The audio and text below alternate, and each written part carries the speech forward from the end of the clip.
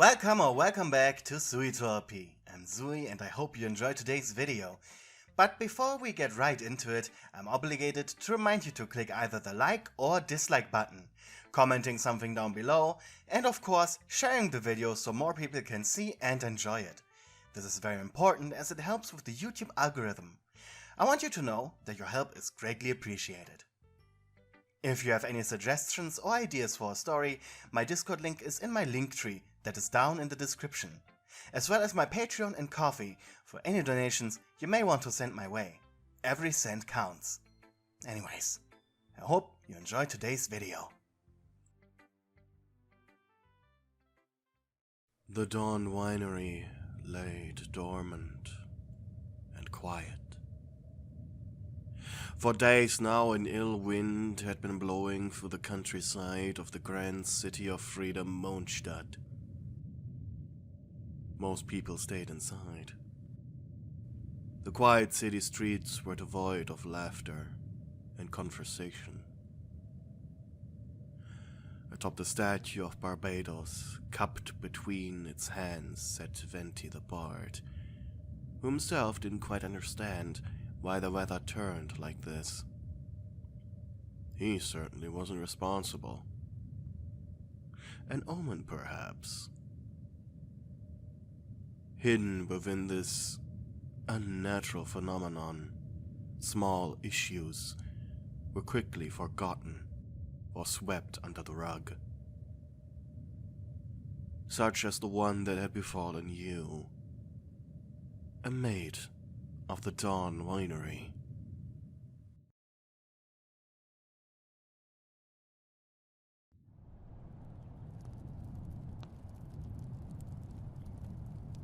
For about a month, the staff had placed you under quarantine, due to a bizarre affliction that had been plaguing your being. Still, you lied in your bed. The entire western wing of the manor having become the hazard zone. No one without facial masks, followed by a full-body rinse and clean both before and after entering the west wing, was allowed. Problem was, you didn't feel sick. Mostly at least. Your throat was in severe pain. So were your lungs. But you could walk. You didn't even feel dizzy. You lied in your bed. Surrounded by the blood-red flower petals you had been coughing up. The window showed the borderline desolate winery outside. You wondered if your condition was connected to it. Suddenly, your throat tightened and you began violently coughing up more petals, vomiting them out into your cupped hands. They were warm and stayed that way hours after they left your body. And when you held them up and looked at them through light, you could see tiny veins, as if the red color of them was your blood. They felt waxy, like pressed crumbs of candles. But they were firm, yet soft, so you didn't worry about them staining your bed by breaking or leaking whatever fluid was inside of them. Suddenly the door to your room opened, and your heart skipped a beat. It was your master.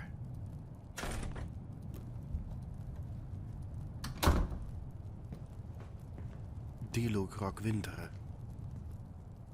Good evening, he said as he moved through your bedroom. A white cloth mask was covering his face. He didn't even look at you. Diluc just picked up one of the flower petals on the ground.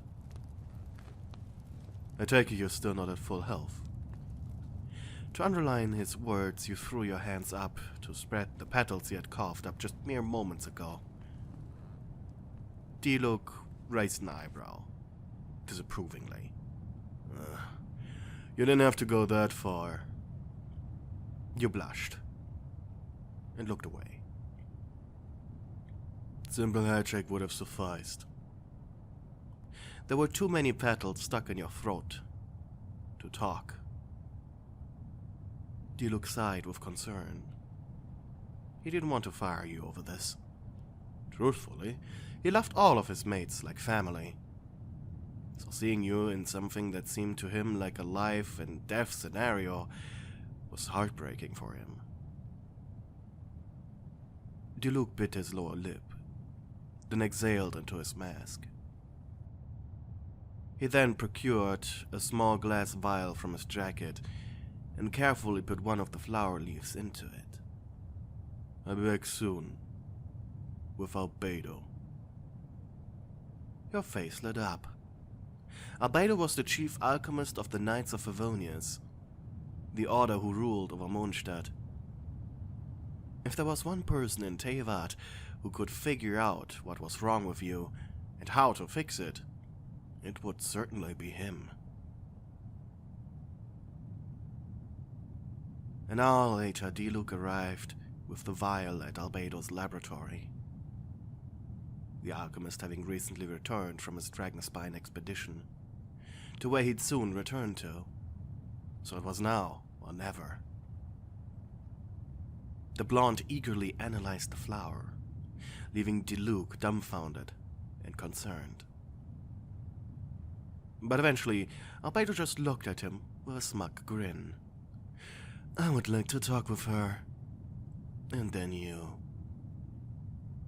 Albedo rarely showed emotions, but he did have a cheeky side to him. The owner of the Dawn Winery, however, thought this matter was too important for the alchemist to joke about. However, he simply accepted it, for your sake.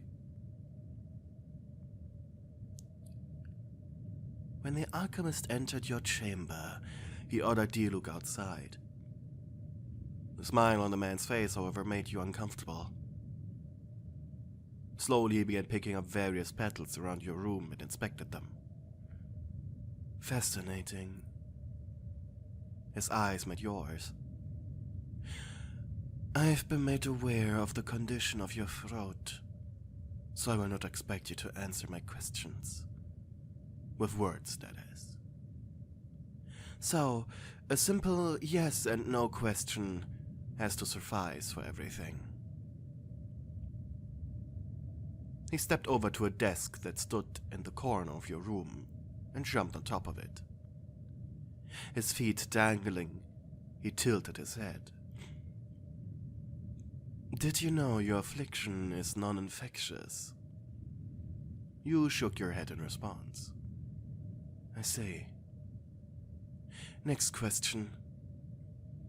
You gulped, and the pain that now ran down your throat made you gag. "I know little servants like you have the tendency of hiding their afflictions, but this question is important. Diluc told me you have been stuck in this room, coughing up little flowers, for a month now. But this didn't start on the day he locked you up, right?" You nodded, the illness having been plaguing you for at least 2 weeks before anyone noticed. Albedo, meanwhile, bit his lower lip, allowing himself a little experiment. "Did you know Diluc recently has been getting love letters?"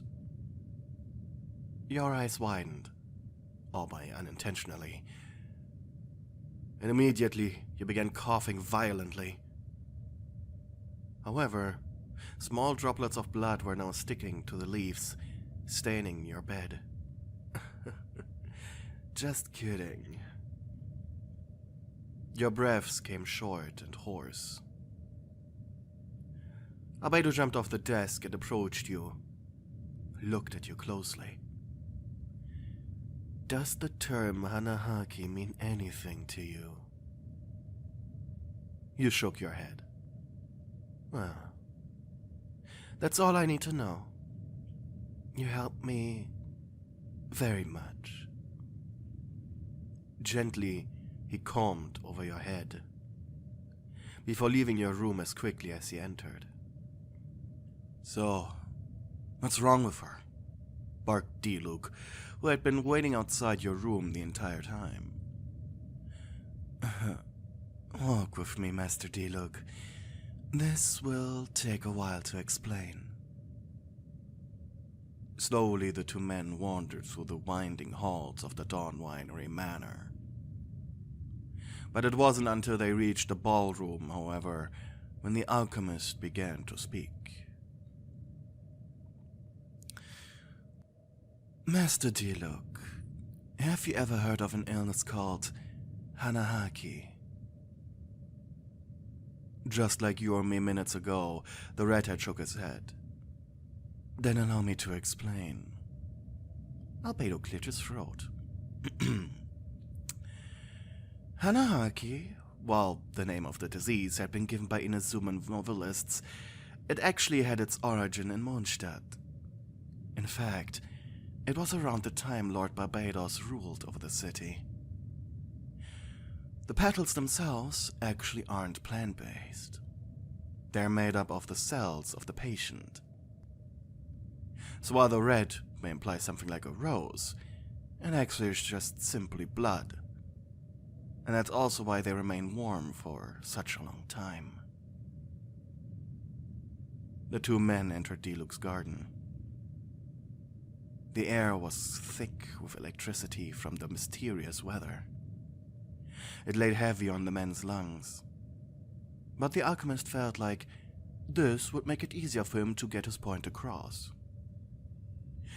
Lord Barbados is not only the god of freedom, but also love, philosophy, song, and many other beautiful things. However, in the turbulent time he ruled, his ability to fulfill his godly duties were lying heavy on him. "How do you know all this?" interrupted Diluc suddenly. "Books. More specifically, books about rare illnesses." "And get to the point, alchemist." Albedo huffed.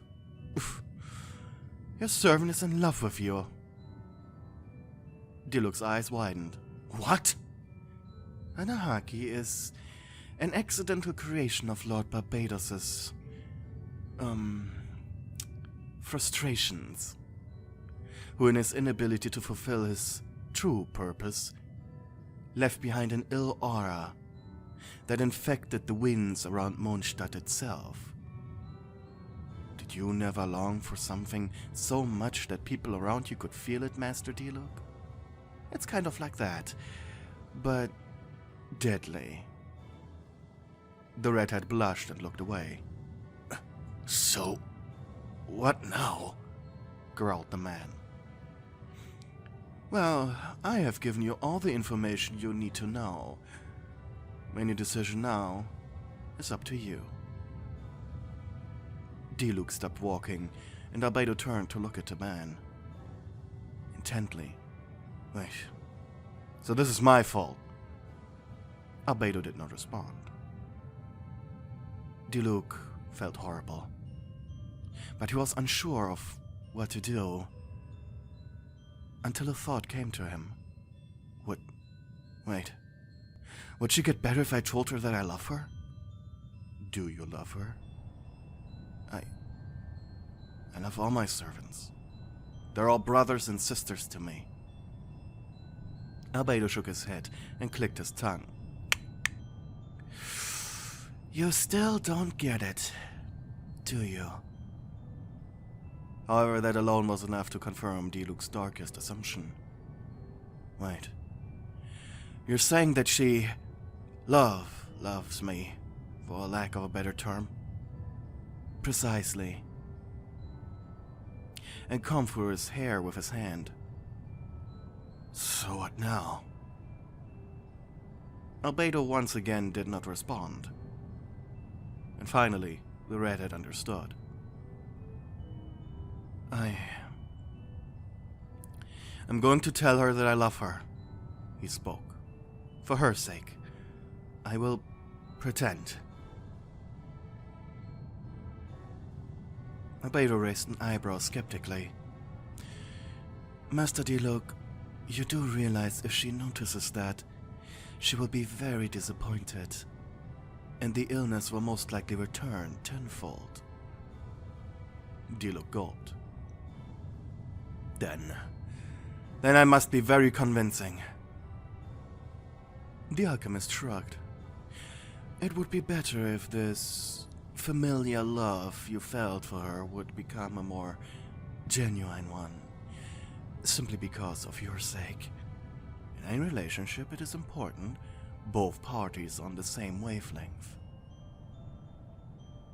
Diluc thought about his failed relationship with acting Grandmaster Jean, and all the other relationships of his that had failed after it.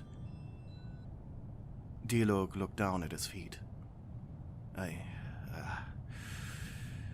It will take a while. Sure, but... His red eyes met Albedo's cyan ones. I can manage. For I'm a Rockvindra. That is very kind of you, Master Diluc. Albedo nodded approvingly. I will take my leave then. But don't wait for too long to confess to her. The longest anyone has survived with Hanahaki was 6 months. Eventually, if untreated, the flowers will build up in the girl's throat, leading to her suffocating, which obviously follows with death. If you have any more questions, please feel free to send a messenger. After the alchemist left, Diluc returned to his room to ponder, weighing his options. But, for your sake, he couldn't come up with any other solution. You were already half asleep when Diluc snuck into your room, lantern in hand. Quietly placed it on your desk. With tired eyes, you looked at him. I hope I'm not intruding on you too harshly, he muttered, and your heart jumped. But I have something I need to get off my chest. Slowly he approached you and then sat down on your bed next to your feet. I don't know how much time you have left. And he braced himself. I needed to, well, as I said, get this off my chest. He blushed. Why was he getting shy now? Your eyes met, and face flushed in a deep crimson. He finally said, I love you. Almost immediately, tears of joy began streaming down your face, and you lunged at him, wrapping your arms around him. His breath hitched, and he awkwardly took one of your hands in his. They were so warm. Diluc smiled. I didn't know you felt the same. You rubbed your face against his chest lovingly, before looking up at his face. Diluc's mouth was half open, as if the words he was about to say were stuck in his throat. You blinked at him curiously, having dreamt of this moment for a very long time. Honestly, you could barely contain yourself. And he noticed. You don't have to hold back, he whispered. I'm all yours now. You gasped, the quick inhale hurting your throat, but you didn't care. Quickly you crawled on top of his lap, eye contact not breaking once as you increased the pressure against his chest. The man understood, and Diluc allowed himself to fall backwards. He forced a smirk as your hands took hold of his, pinning him down. Looks like You're going to be the master tonight, huh? You grinned mischievously before lowering your head, your lips touching. First only mere ghosts of gentle kisses, but then you could no longer contain your animalistic desires. The kisses turned into an aggressive devouring of his lips. Dirty, wet noises, whimpers from you, and pleasured moans from him echoed inside your tiny chamber. And just for this night, Diluc would fully surrender himself to you. For your sake. But not that he minded. You would make sure that he would enjoy this night. Just as much, if not more, than you would. Today's video had been suggested by Discord user Zabroka. Thank you for your kind suggestion.